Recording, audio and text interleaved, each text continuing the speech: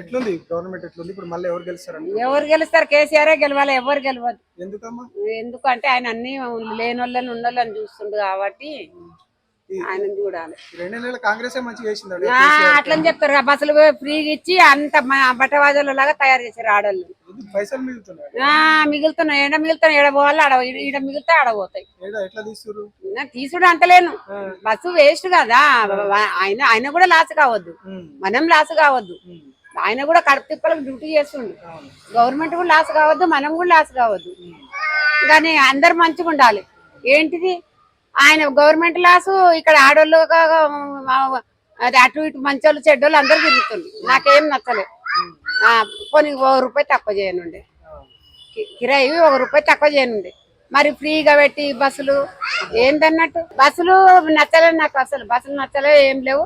కేసీఆర్ వస్తేనే మళ్ళీ అన్ని భూముల ధరలు పెరుగుతాయి.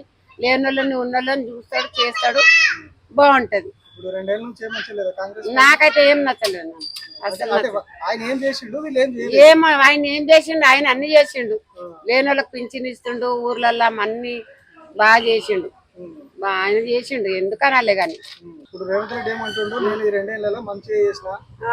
ఏం చేసిండు మంచిగా? ఏం చేసి కేసీఆర్ కట్టిన ఇల్లు ఇచ్చిండు. ఆయన బతుకమ్మ సీరియల్ కూడా ఎందుకు? అదేదన్నా పిల్లలకు పుట్టిన పిల్లలకు ఇప్పుడు అప్పుడు ఎట్లా చేసిండు కేసీఆర్, అదే నడవాలి.